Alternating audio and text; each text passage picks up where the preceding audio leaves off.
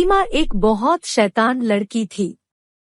वो हमेशा शैतानियां करती रहती थी।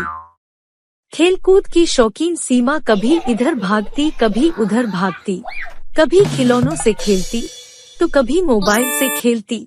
उसे पढ़ना बिल्कुल भी अच्छा नहीं लगता था। वो चाहती थी कि बस उसे कोई पढ़ने को ना कहे। अगर किसी ने पढ़ने को कह दिया तो मानो उसकी जान ही सूख जाती थी। सीमा चाहती थी कि वो हमेशा खेलती कूदती रहे, लेकिन उसकी माँ उसे रोज शाम को पढ़ने के लिए बिठा देती थी। एक दिन सीमा मोबाइल में अपना सबसे पसंदीदा गेम खेल रही थी।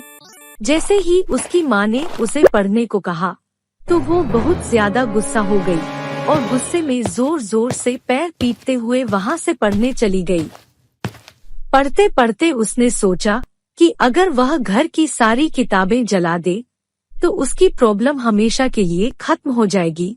फिर कोई उससे पढ़ने को नहीं कहेगा। थोड़ी देर बाद जब सीमा की माँ बाजार सामान लेने चली गई, तब सीमा ने सारी किताबों में आग लगा दी। लेकिन उस आग में एक लाल किताब भी थी जो बहुत खास थी। जैसे ही वह किताब जली, बिजली जोर जोर से गड़गड़ाने लगी और घर की सारी लाइट चली गई, जिससे सीमा को कुछ अजीब सा लगने लगा। तभी अचानक से आग की लपटों में से एक औरत बाहर निकली, जिसे देखकर सीमा बहुत ज्यादा डर गई। उसी वक्त सीमा की माँ अचानक से मौसम खराब होने की वजह से घर वापस आ जाती है और घर के अंदर चुड़ैल को देखकर दंग रह जाती है और जल्दी से सीमा को लेकर तुरंत पूजा वाले कमरे में चली जाती है और सीमा से बोलती है, जब हम लोग इस घर में आए थे तब कुछ लोग कहते थे कि इस घर में एक चुड़ैल का साया है। तो हम लोगों ने एक बड़े पुजारी को बुलाकर इस घर की पूजा कराई और उस पुजारी ने अपनी शक्ति से उस चुड़ैल के साए को लाल किताब के अंदर कैद कर दिया और बोला कि कभी भी इस किताब को कोई हाथ ना लगाए, और अगर गलती से किसी ने इसे आग में डाल दिया तो यह चुड़ैल वापस आजाद हो जाएगी। सीमा यह बात सुनकर बहुत डर गई और बोली, माँ अब क्या करें? तब माँ बोली, पुजारी जी ने हमें एक पवित्र जल दिया था कि अगर यह चुड़ैल कभी गलती से बाहर आ भी जाए तो इस जल को छिड़ककर उस चुड़ैल को फिर से कैद किया जा सकता है। पर अब सीमा की माँ के लिए मुश्किल यह थी कि ये जल छिड़का कैसे जाए, क्योंकि वह चुड़ैल काफी गुस्से में थी। उसे इतने लंबे समय तक किताब में बंद जो कर दिया था। तभी वहाँ रोते बिलखते दो छोटे छोटे बच्चे आते हैं और चुड़ैल उन बच्चों को देखकर शांत हो जाती है और उनसे बात करने लगती है। तभी सीमा की माँ उस चुड़ैल पर जल छिड़कने के लिए धीरे धीरे से कमरे से बाहर आती है। जैसे ही चुड़ैल सीमा की माँ को देख लेती है और उस पर हमला करने लगती है, लेकिन सीमा की माँ के हाथ में वह पवित्र जल देखकर चुड़ैल डर जाती है और बोलती है, मुझ पर यह जल मत डालो, मेरे बच्चे फिर अकेले हो जाएंगे। यह सुनकर सीमा की माँ को चुड़ैल पर दया आ जाती है और वो चुड़ैल से पूछती है, तुम्हारे साथ क्या हुआ था? मेरे पति ने मुझे यही इस घर में जिंदा जला दिया था और मेरे बच्चे भूखे बिलखते रह गए, तो उन्होंने भी दम तोड़ दिया। उसके बाद हम इस घर में भटकने लगे। पर 10 साल पहले तुम लोग आए और तुम लोगों ने मुझे किताब में कैद कर दिया। आज मैं सालों बाद वापस आजाद हुई हूँ।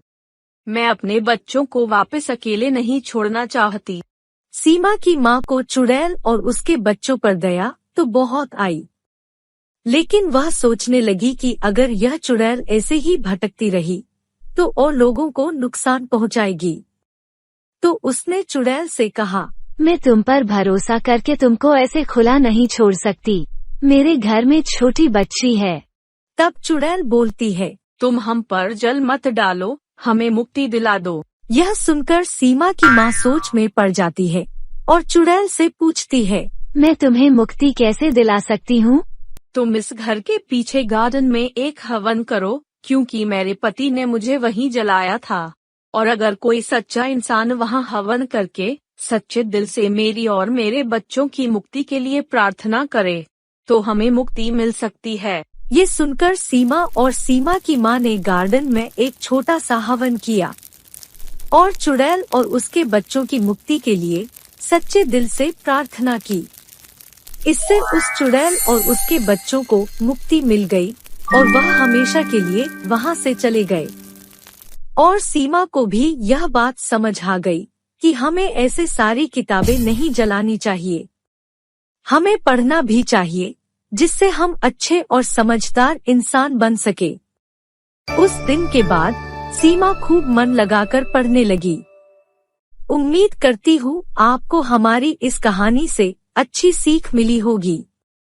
अब मिलेंगे अगली कहानी के साथ। धन्यवाद।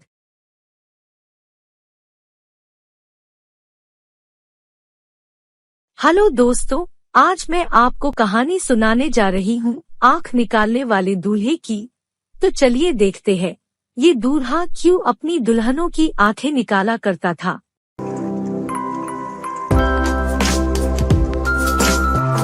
बहुत समय पहले की बात है। रानी और पिंकी दो बहनें थीं। दोनों के माँ बाप अब इस दुनिया में नहीं थे। वह अपनी दादी कालंदी के साथ रहा करती थी। लेकिन कालंदी को वह दोनों बहनें एक फूटी आंख नहीं भाती थी, क्योंकि वो लड़कियों को बोझ समझती थी और हमेशा रानी और पिंकी को ताने मारती रहती थी। तुम दोनों मेरे बेटे बहू को तो खा गईं, तुम्हारी चिंता करते करते दोनों स्वर्गवासी हो गए। अब क्या मुझे भी मार कर पीछा छोड़ोगी? एक तो मुझे अपने बुढ़ापे के जुड़े पैसों में से तुम दोनों को पालना पड़ रहा है, ऊपर से तुम्हारी शादी की उम्र और हो गई है। अब तुम्हें खिलाऊं या फिर तुम दोनों की शादी ब्याह करूं? रानी अपनी दादी के ताने सुनकर बहुत दुखी हो जाती है। वहीं दूसरी तरफ पिंकी को अपनी दादी पर बहुत गुस्सा आता है। यह दादी हमें हमेशा उल्टा सीधा सुनाती रहती है। हमारे माँ बाप क्या मर गए, इस बुढ़िया ने हमारा जीना हराम कर रखा है। यह सुनकर रानी पिंकी को समझाती है। नहीं पिंकी, वो जैसी भी है हमारी दादी है, उनके लिए ऐसा मत बोलो। अरे काहे की दादी हमेशा हमें बुरा भला कहती रहती हैं। मुझे तो कोई अमीर लड़का मिल जाए तो मैं तो शादी करके यहाँ से हमेशा के लिए चली जाऊं। इतना कहते कहते दोनों बहनें दुखी होकर जंगल की तरफ चली जाती हैं।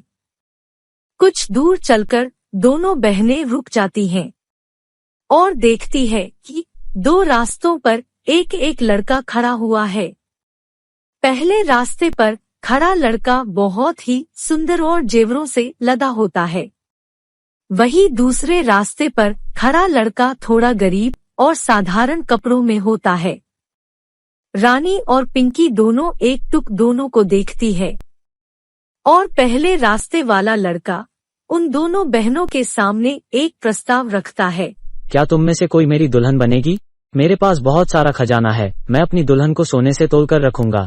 रानी और पिंकी पहले रास्ते वाले अमीर लड़के के सवाल का जवाब दे भी नहीं पाती कि इतने में ही दूसरे रास्ते वाला गरीब लड़का बोलता है, क्या तुम दोनों में से कोई मेरी दुल्हन बनेगी? मैं अपने लिए एक ऐसी लड़की तलाश कर रहा हूँ जो मेरे साथ मेरे बूढ़े माँ बाप का भी ख्याल रख सके। दोनों लड़कों की बातें सुनकर पिंकी झट से अमीर रास्ते वाले लड़के से बोलती है, मुझे तो अमीर लड़के तुम्हारी ही दुल्हन बनना है, तुम्हारे पास ढेर सारी दौलत है ना? लेकिन रानी अमीर रास्ते वाले लड़के का प्रस्ताव ठुकराकर गरीब रास्ते वाले लड़के का प्रस्ताव स्वीकार करती है। मेरे माँ बाप तो अब इस दुनिया में नहीं रहे, लेकिन मैं अपने सास ससुर में ही अपने माँ बाप को देख सकूंगी, इसलिए मैं तुम्हारी दुल्हन बनना पसंद करूंगी। इतना कहकर रानी और पिंकी अपने चुने गए लड़कों के साथ उनके रास्ते पर चली जाती हैं। पिंकी जिस रास्ते पर जाती है वहां उसे थोड़ी दूर चलने के बाद एक बहुत बड़ा खजाने का ढेर दिखता है, जिसे देखकर वो बहुत खुश हो जाती है। अरे वाह, इतना सारा खजाना, मेरी तो लाइफ बन गई। इतना सुनकर वह अमीर लड़का एक भूत में बदल जाता है। लाइफ बनेगी या बिगड़ेगी ये तो अभी पता चल जाएगा। चल ओ लड़की, जल्दी से अपनी एक आंख और ये लंबे बाल निकाल कर मुझे दे दे। मुझे अपनी भूतनी पत्नी की आंखें और बाल ठीक करने के लिए 21 लालची लड़कियों की आंखें और बाल चाहिए। तू उनमें से आखिरी है, जल्दी कर। यह सुनकर पिंकी बहुत हैरान हो जाती है और घबराई हुई भूत से बोलती है, ये क्या, तुम एक भूत हो? तुमने तो मुझसे वादा किया था कि तुम मुझे बहुत सारा खजाना दोगे, लेकिन तुम तो उल्टा मेरी आंख और बाल मांग रहे हो। ये लालच का रास्ता तुमने ही चुना था, इसलिए अब जो तुमने चुना है उसे भुगतो और मेरा काम पूरा करो। इतना कहकर वो भूत पिंकी की एक आंख और सर के सारे बाल निकाल लेता है और भूत उसे वापस उसी रास्ते के शुरुआत पर छोड़कर गायब हो जाता है।